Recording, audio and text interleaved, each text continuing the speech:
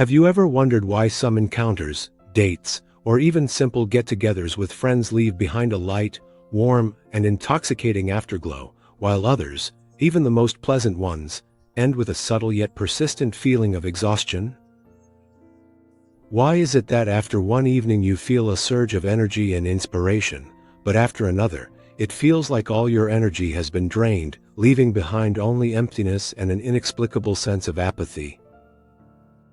Why does one goodbye leave behind a sense of mystery and wonder, the promise of another meeting hanging in the air, while another leaves only an awkward silence and the urge to get home and be alone as soon as possible?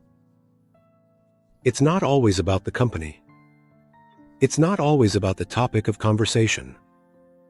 Very often, the difference lies in a single, almost invisible moment, the moment of conclusion.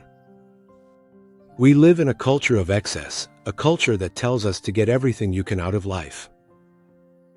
We've been conditioned to think that a good thing should be stretched out as long as possible, that if an evening is going well, we have to squeeze every last drop from it, down to the final word, the last awkward pause when everything has already been said and every drink has been finished. We're afraid of missing the moment, afraid that if we cut the pleasure short, it might never come back.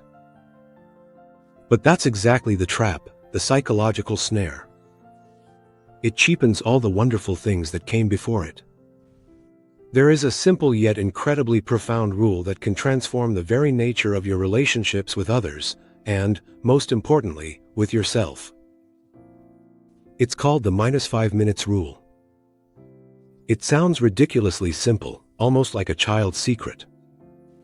Always leave a date, a party, or any meeting 5 minutes earlier than you think is right. Leave not when the conversation has run dry and you're both desperately searching for something new to talk about.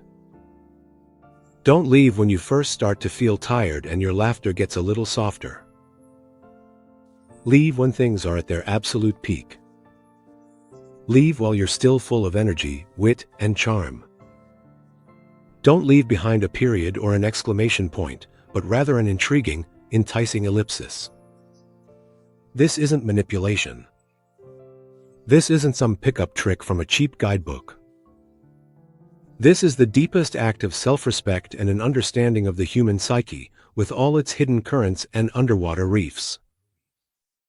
Carl Jung, the great explorer of the depths of the human soul, never wrote straightforward dating guides, but his entire teaching about wholeness, energy, the shadow, and the unconscious leads us directly to this wisdom. He would show us that this simple 5-minute gesture is not just leaving. It's a statement. It's a ritual. It's an unconscious message you send to your partner, and even more importantly, to your own soul. The cost of staying just a little longer is much higher than you think. That cost isn't just 5 minutes of your time. It's your mystery, your energy, your dignity. It's the alchemical ingredient that turns a woman who's simply pleasant into one who's unforgettable, the one whose image lingers and tempts, the one he thinks about before he falls asleep. Are you ready to understand why this small, almost rebellious act, leaving a little early, is the key not just to his desire, but to your own power and freedom? Let's dive into this mystery and unravel it. This journey will change not just the way you say goodbye, but the way you live. Chapter 1: The Psychology of Incompleteness, the Magic of the Open Door. Our brain, this incredibly complex biocomputer, is wired in a paradoxical way. It doesn't remember what's been fully completed and tucked away on a mental shelf, but rather what was left unfinished, and it remembers those things much more vividly and obsessively. In the early 20th century, psychologist Bluma Zygarnik discovered this phenomenon, which now bears her name. A waiter remembers an order until the bill is paid. A student obsesses over a problem they couldn't solve. We can spend hours replaying a melody we only heard half of, or a conversation that was cut off at the most interesting moment. An unclosed gestalt, an incomplete action, an unsaid phrase, all of these remain as active, pulsing hotspots in our consciousness, demanding a logical conclusion. They take up space in our minds, giving us no peace. Now imagine this powerful mechanism at work in human relationships, in the fragile and delicate ecosystem of a budding attraction. When you stay on a date until the very end, until both of you are tired, the conversation topics are exhausted, and the goodbye turns into an inevitable and slightly awkward ritual, you're putting a hard stop on it. You're closing the gestalt. Your companion's brain gets a clear signal: mission accomplished, story complete, ready to be archived. The evening was pleasant, yes, maybe even very pleasant, but it's over. It's become a fully finished memory, a file in the folder of the past. It no longer requires any energy. It no longer needs any thought. It just sits there in the archive. Now imagine a different scene, a different reality that you create with a single act of will. The conversation is at its peak. You've just told a funny story from your childhood. He's shared one of his dreams. You're both laughing, and the air is thick with that chemistry, that invisible electricity. That makes an interaction feel alive. He feels like this moment will last forever, that you have hours ahead of you filled with the same bright, exciting conversation. And right then, as he leans in to ask the next question, you glance at your watch with a slight, almost conspiratorial smile, and say the magic words, "You know, this has been an absolutely amazing evening, but unfortunately I have to get going." What goes through his mind at that moment? It's not just disappointment. He experiences cognitive dissonance. There's shock, surprise, and most importantly, a sharp, almost painful sense of incompleteness. You didn't put a period at the end. You didn't close the book. You left the door to a magical garden slightly open and disappeared, leaving behind only the scent of flowers. You cut the story off at the most exciting moment, like a TV show ending on a huge season finale cliffhanger. Now, Jung would say that at this moment, you are creating a powerful energetic vacuum in his psyche. His unconscious, which by its very nature always seeks wholeness, completion, and harmony, simply can't let this story go. It will keep coming back to it, over and over, like a tongue probing a sore tooth. He won't be replaying the whole evening in his mind, but specifically this final act, cut off in the middle of a sentence.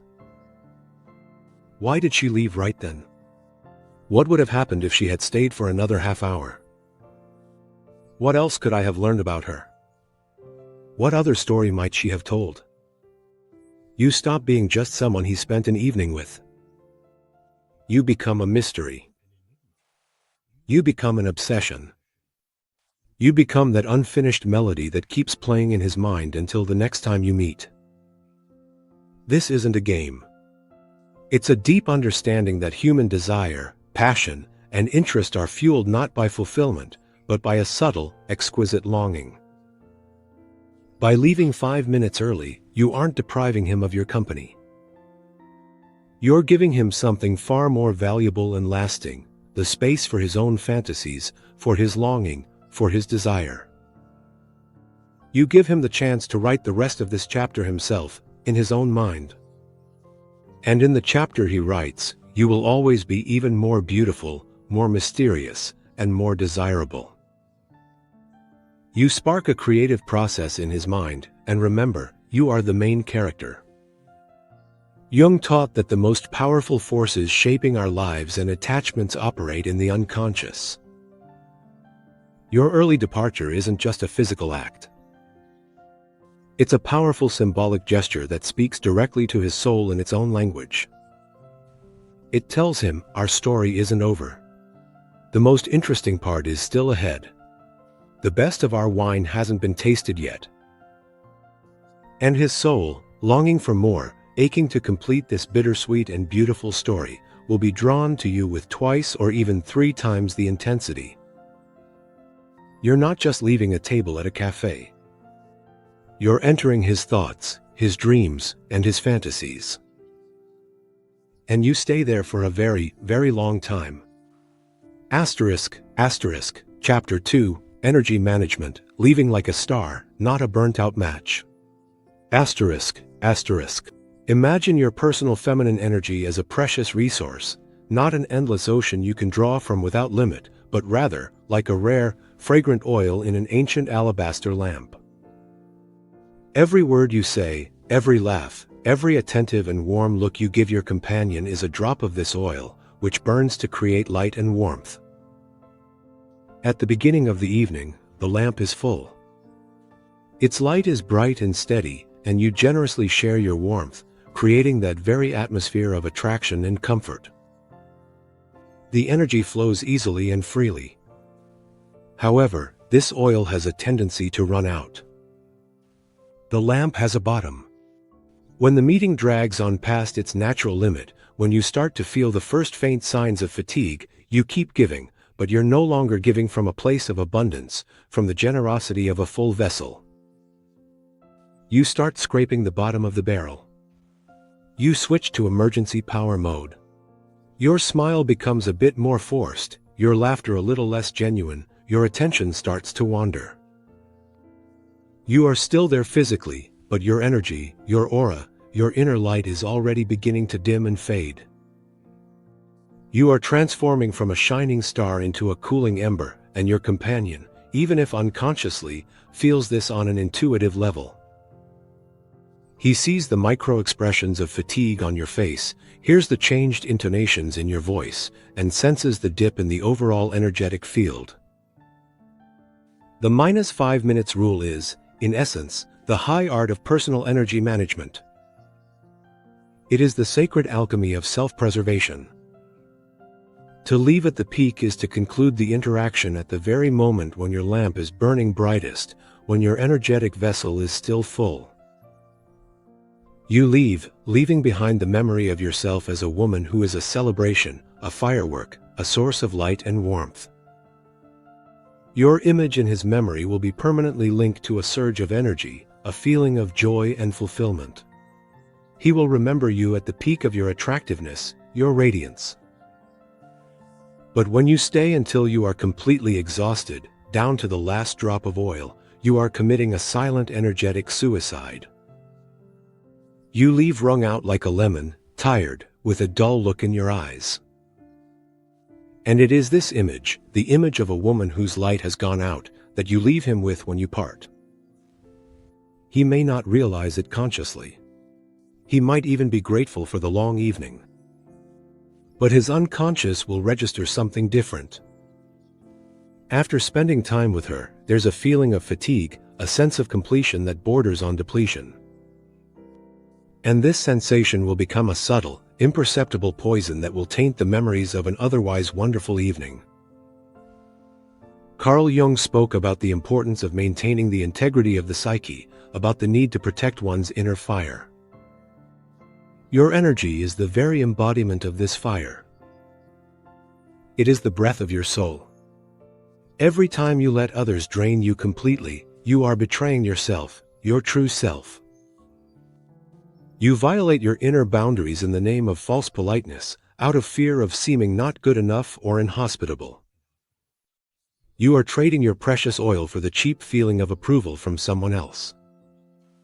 The practice of leaving 5 minutes early is a daily, even hourly, act of self-love. It is a declaration to the universe and to yourself, my energy is precious. I am its guardian, not its squanderer. I don't give it all away to everyone I meet. I save some for myself because I have myself. My inner fire must always burn, not just when others are around. A woman who values her energy automatically becomes more valuable in the eyes of others. She is an inexhaustible source because she never allows herself to be completely emptied. She steps away in order to be replenished and to shine even brighter. Next time, think of it like a piece of music. A great composer knows to end a symphony with a powerful, triumphant, breathtaking chord that will echo in the ears and hearts of the audience long after it's over. Not with a quiet, fading, and indistinct note while half the audience is already thinking about the coat check. Your evening is your symphony. You are its conductor and composer. End it on a crescendo. Let the memory that lingers in his mind not be a tired goodbye and a yawn, but your radiant gaze, your ringing laughter, your overflowing energy, so that when you leave at the peak, you take your magic with you, but you leave behind its trace, its scent. He won't just miss you. He will miss the state of euphoria and elation he felt in your presence, and he will long for the next meeting like a traveler in the desert longs for an oasis, because you have become for him a source of vibrant, flowing energy, not stagnant, depleted energy. Chapter 3: Persona versus Self, Destroying the Mask of the Convenient Woman. Within each of us, as Jung taught, lives a persona. It is our social mask, the carefully constructed role we play for society in order to be accepted, approved of, and loved. A persona is our inner diplomat and PR manager. For many women raised in a culture of service, this persona goes by names like good girl, convenient woman, or perfect guest. This persona is a straight-A student. She knows she has to smile even when nothing is funny. She knows she has to nod and agree even when she disagrees. She knows she has to keep the conversation going even if she's bored to death.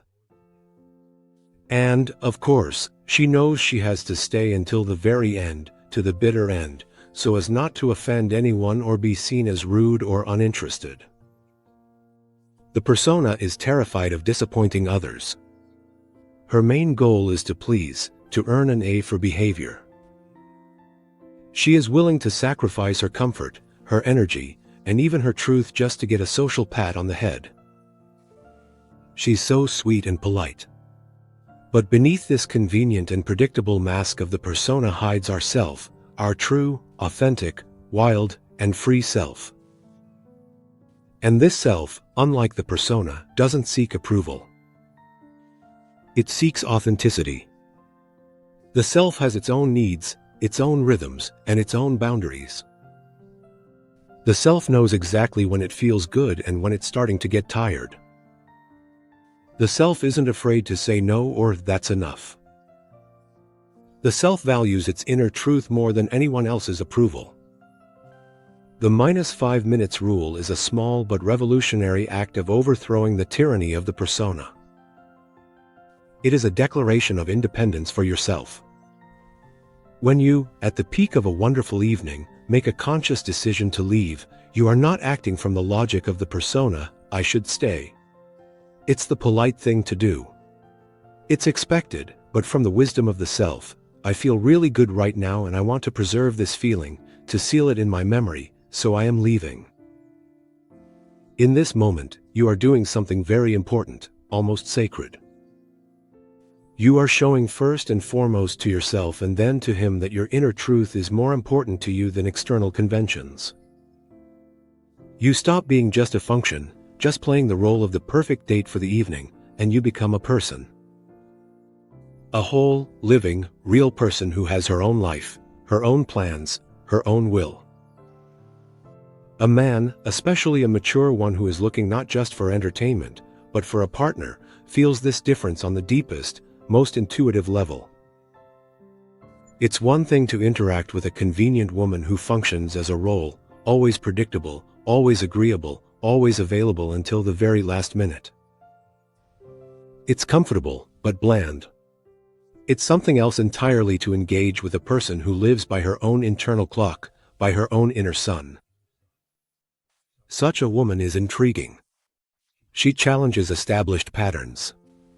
She is unpredictable. She can't be fully understood or put into a box because she doesn't follow the usual social scripts. She writes her own. Leaving 5 minutes early sends him an unconscious message: I am not just the mask you see. I am not just a collection of social roles. I am something more. I have my own world, my own depth, and access to this world is not unconditional. It must be earned. You show that your life doesn't revolve around him or this particular date. You make it clear that this evening is just one beautiful page in your big, fascinating book, not the whole book itself. Jung said, "The path of individuation, the path to becoming oneself, is a process of gradual and sometimes painful separation from collective norms and the discovery of one's own inner center." Every time you leave a little early, you take a small but confident step along this path. You make yourself stronger. You learn to listen to your inner voice, the quiet whisper of your soul, and to trust it more than the loud voice of society and its expectations. The paradox is that the less you try to please by playing the role of the convenient woman, the more people genuinely like you. Because respect, admiration, and true attraction are not born for a mask, no matter how beautiful it is, but for the living, real face that lies beneath it.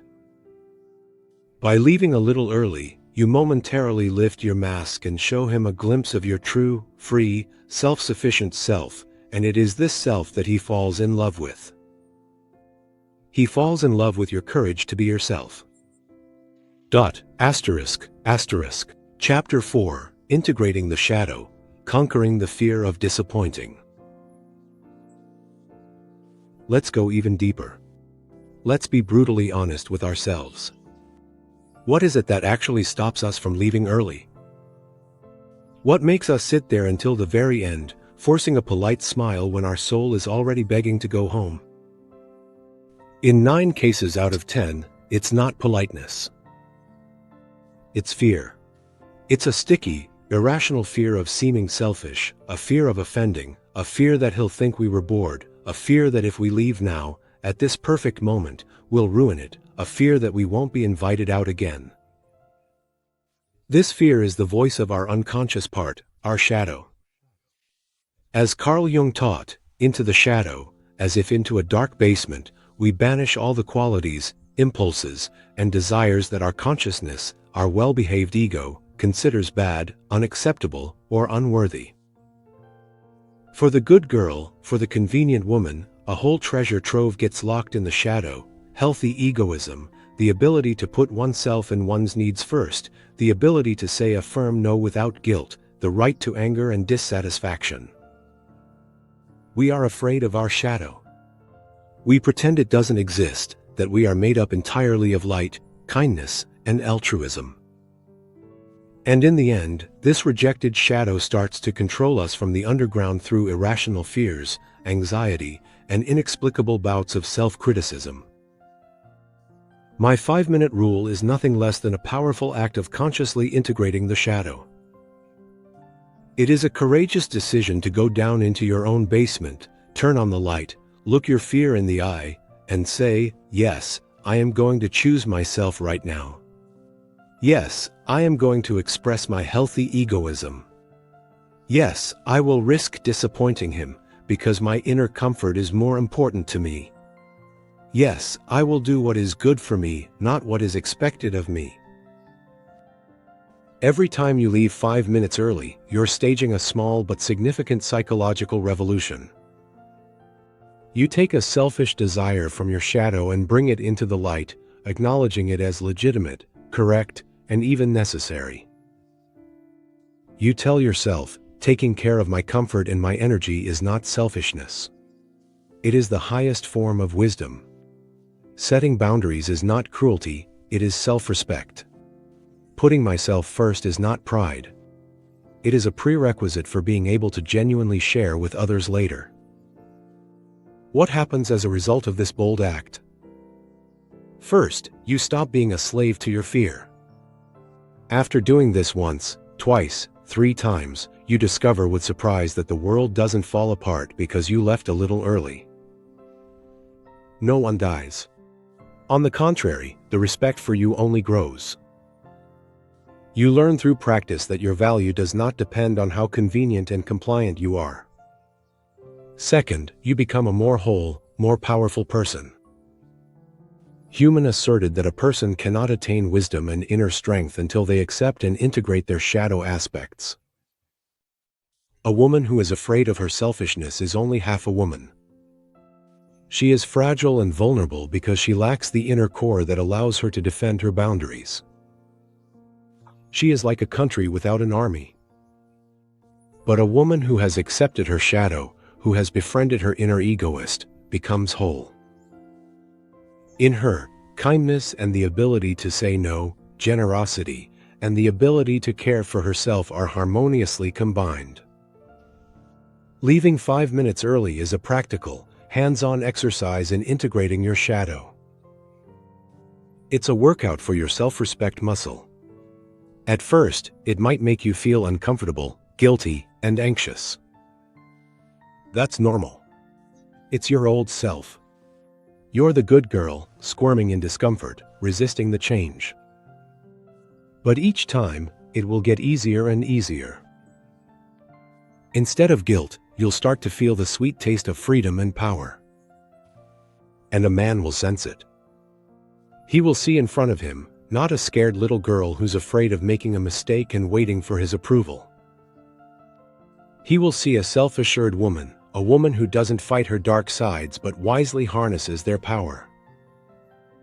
She isn't evil or selfish. She's simply whole, and wholeness is the most attractive, most magnetic kind of beauty. It speaks of inner strength, of harmony, of the fact that this woman is at peace with herself. And you want to be around a woman like that because her wholeness is both healing and inspiring. She isn't afraid of her own shadow, which means she won't be afraid of his shadow, his weaknesses, or his imperfections either. Asterisk. Chapter 5, The Language of the Unconscious. What you're leaving really means. Asterisk.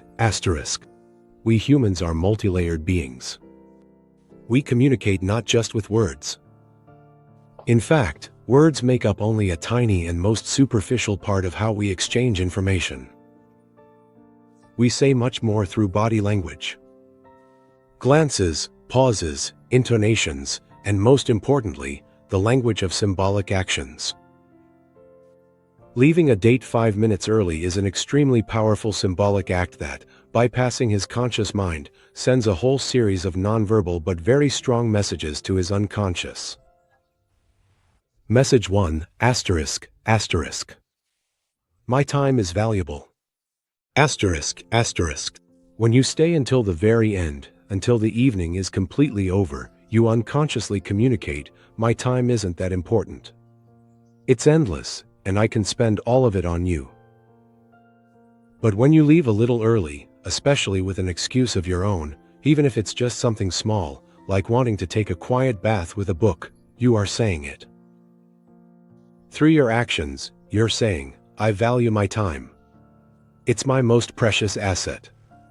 I have my own life, my own routines, my own interests, and I'm not willing to give them up completely, even for the most wonderful evening. This instantly increases your value in his eyes. People are naturally attracted to those who value themselves and their own resources. Message 2, asterisk. I don't need your approval to feel good about myself. Asterisk.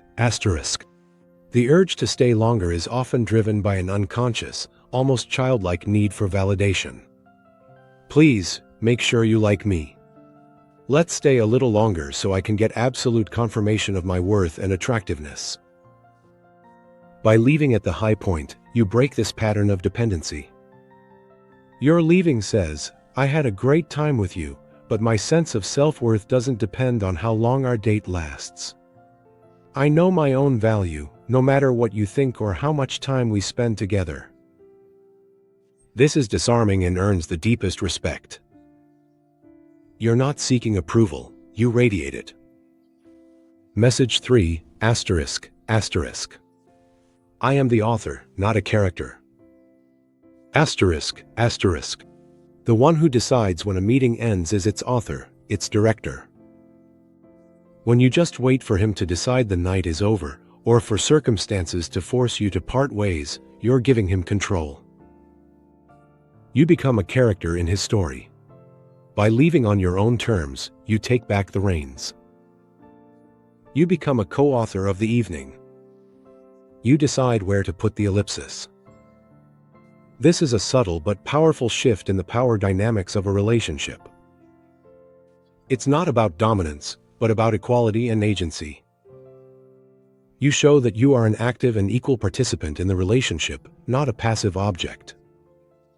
Message 4, asterisk, asterisk, there is a whole world behind me. Asterisk, asterisk. Your departure into your own life creates an aura of mystery, fullness, and depth around you. He doesn't know exactly where you are going, and this uncertainty is fertile ground for his imagination. In his fantasies, you could be rushing off to a secret meeting with artist friends, to a late-night yoga class, to your secret creative project, or simply to your favorite book and a cup of cocoa. Your departure says, "This evening with you is wonderful, but it is not my whole life. Behind me stands a vast, rich, and interesting world that is also waiting for me, and that world is no less important." This makes you not just a woman he was on a date with, but an entire unexplored universe that he desperately wants to explore. Men are explorers and pioneers by nature. Give him something to explore. Don't lay the whole map on the table on the first night. Message 5, asterisk, asterisk, I trust our connection. Asterisk, asterisk. By staying longer, we often try to solidify our success, fearing that the fragile connection that has formed between us will dissolve if we leave. This speaks of mistrust. By leaving at the peak, you send a very subtle message. What has sparked between us is so real and good that it doesn't need crutches in the form of extra hours. I trust this connection. I believe it won't disappear if I leave now. I believe in our tomorrow. This is a sign of confidence, not only in yourself, but in him and in what is happening between you. All these messages are read not by the mind, but by intuition, by the soul. He may not even be able to articulate why your early departure affected him so much, but he will feel a mixed cocktail of respect, intrigue, slight frustration, and a sharp, irresistible desire to figure you out and see you again. As Jung would say, you are speaking not to his ego, but to his self in the ancient language of symbols. And that language always hits its mark. Conclusion: the art of leaving in order to stay. We have looked at the simple, at first glance, -5 minutes rule from various, very deep perspectives, from the point of view of the psychology of incompleteness, the management of one's life energy, the roles we play, and the secrets of our unconscious. And now you see that this is not just a tip from a glossy magazine, not a cheap trick. It is a profound life philosophy.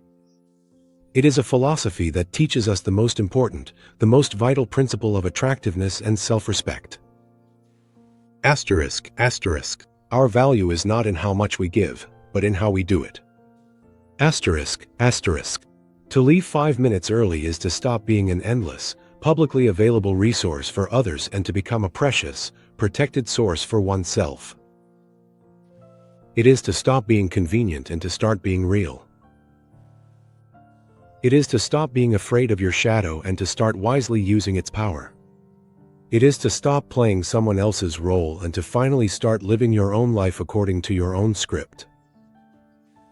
It is the high art of ending an evening on the strongest, purest, most vibrant chord, so that its melody will resonate in hearts and minds long after.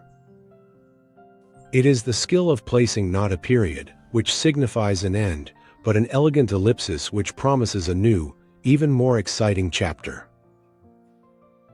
When you master this art, when it becomes not a calculated tactic but your second nature, you will notice how the world around you changes. Men will strive not just to meet with you, but to earn your precious time. Friends will cherish every minute spent with you. And most importantly, you yourself will begin to treat yourself with the respect, reverence, and love that you deserve by birthright. Remember, the -5 minutes rule is not about how to make him want you more. It's about how to become a woman who is impossible not to want to figure out, not to want to know, not to want to be near, because she herself is her own greatest mystery and greatest value. Her world is so interesting to her that others can only dream of receiving an invitation into it. Start practicing this, not as a tactic, but as a sacred ritual of self-love. The next time you are having a very, very good time on a date or at a party, when you want so badly to prolong that moment indefinitely, stop. Take a deep breath. Smile your most mysterious smile. Look at your watch and say, "I have to get going." Leave with your head held high, taking with you your energy, your mystery, and his unquenched desire. You will lose nothing. You will gain everything, because by leaving physically, you stay in his thoughts, in his heart, in his dreams forever.